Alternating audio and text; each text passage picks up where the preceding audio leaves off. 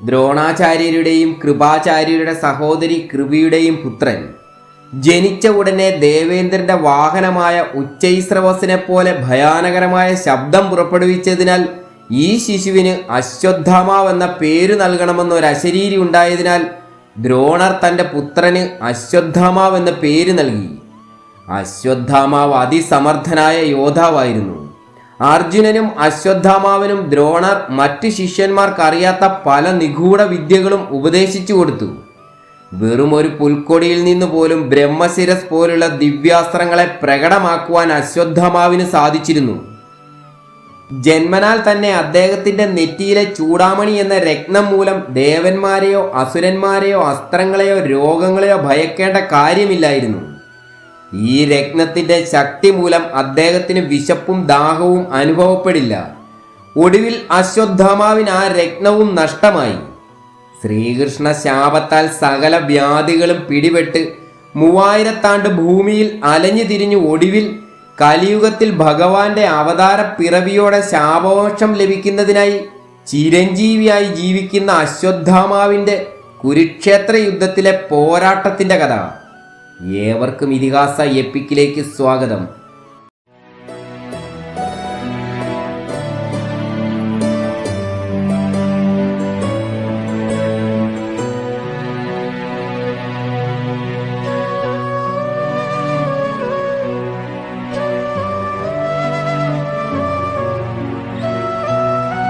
യുദ്ധത്തിന്റെ 15-ാം ദിവസം ദ്രോണരെ ദൃഷ്ടദ്യുമ്നൻ വധിച്ചു.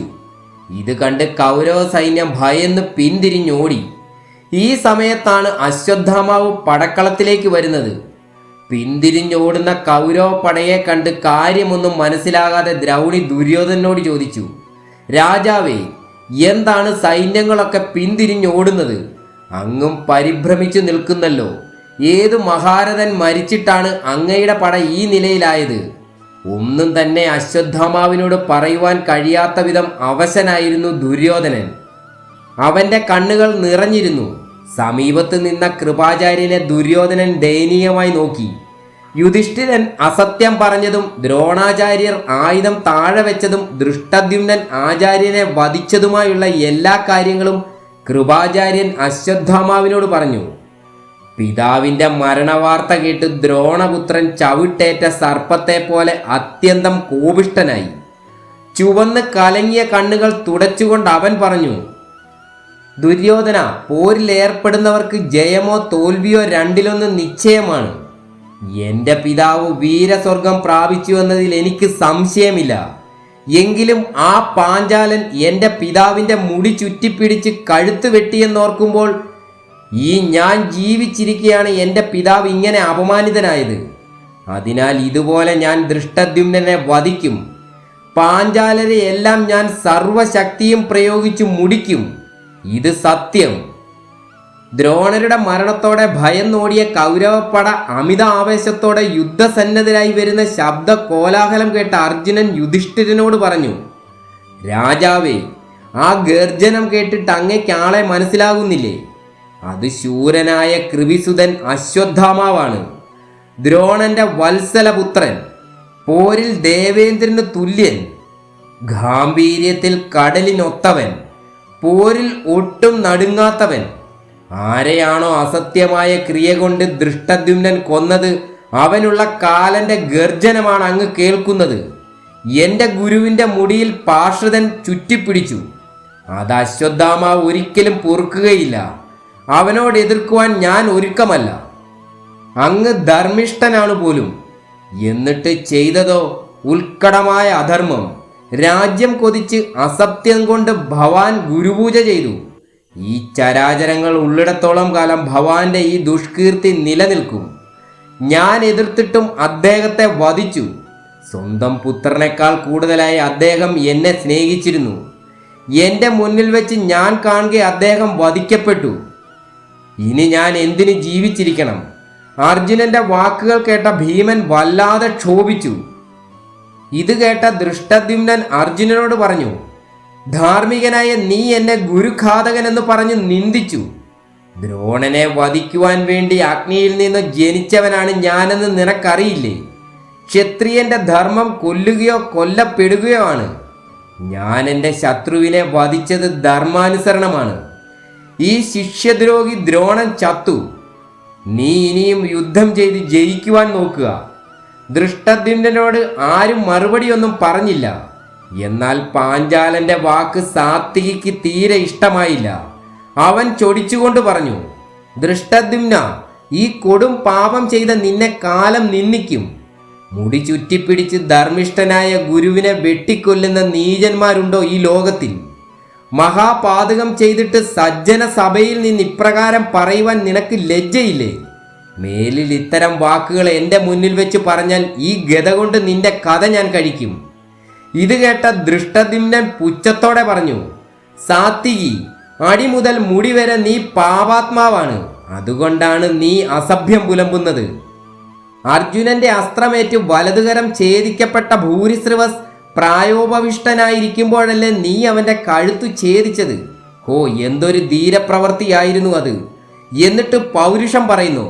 നിന്റെ മൂഢത്വം കൊണ്ട് വീണ്ടും ഇതുപോലെ വീമ്പ് പറഞ്ഞാൽ നിന്നെ ഞാൻ കാലപുരിക്കയക്കും. ഇത് കേട്ട് ക്രുദ്ധനായ സാത്വികി ഗദയുമായി പാഞ്ചാലന്റെ നേരെ പാഞ്ഞു. ഭീമൻ ഇടയ്ക്ക് കയറി ഇരുവരെയും സമാധാനിപ്പിച്ചു.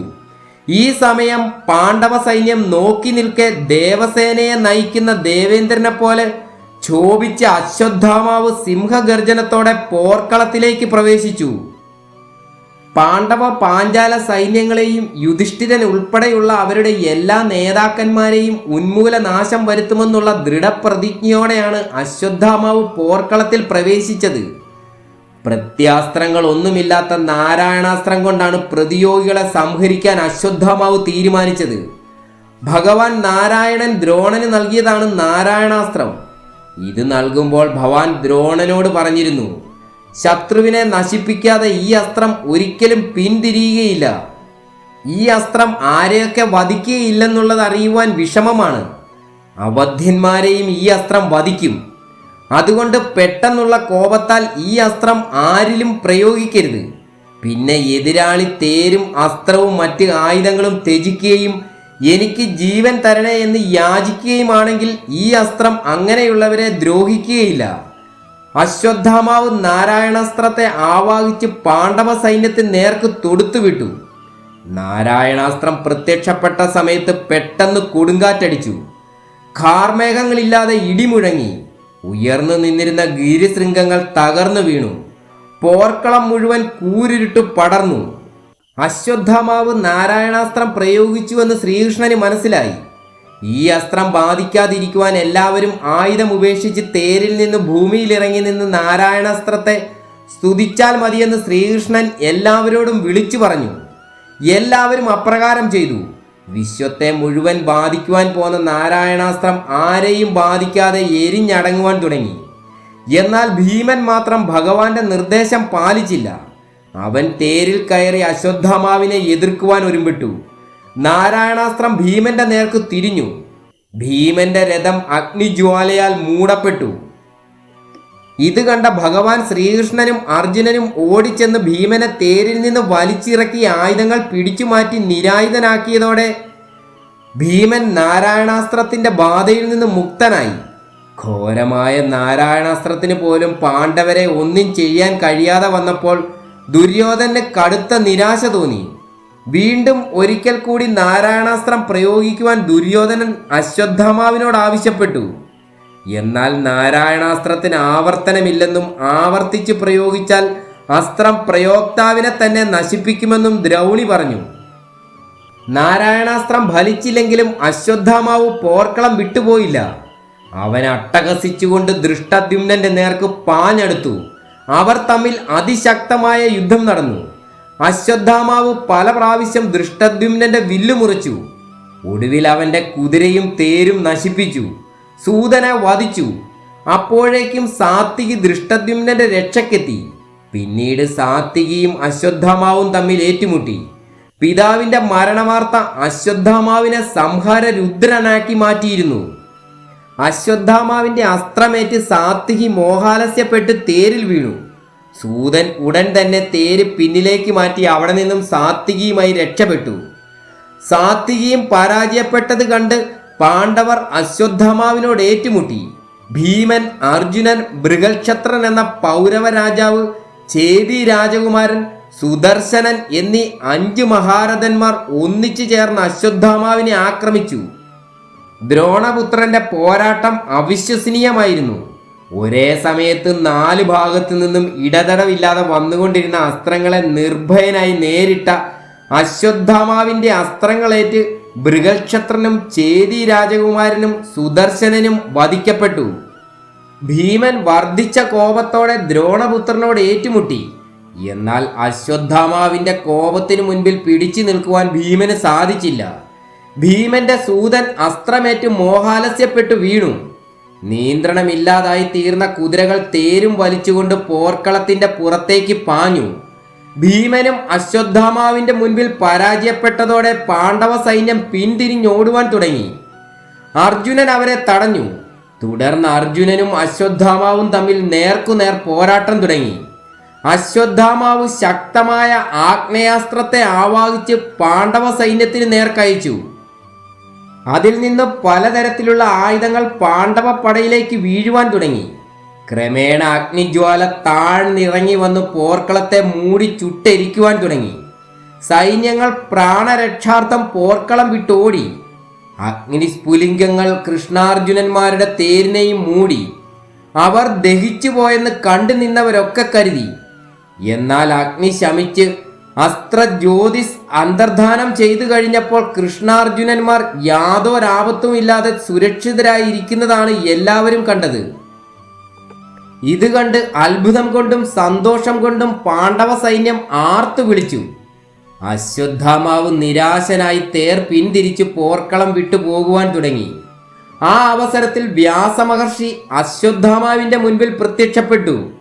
വ്യാസമഹർഷിയെ വണങ്ങിയിട്ട് തന്റെ ആഗ്നേയാസ്ത്രം കൃഷ്ണാർജുനന്മാരെ നശിപ്പിക്കാതിരിക്കാൻ കാരണമെന്താണെന്ന് അശ്വത്ഥാമാവ് ചോദിച്ചു. വ്യാസമഹർഷി പറഞ്ഞു, കൃഷ്ണാർജുനന്മാർ തപോ വൈഭവമുള്ള നരനാരായണന്മാരാണ്. സാക്ഷാൽ മഹാദേവന്റെ അനുഗ്രഹം കൊണ്ട് അവർ പുണ്യശാലികളായി തീർന്നവരാണ്.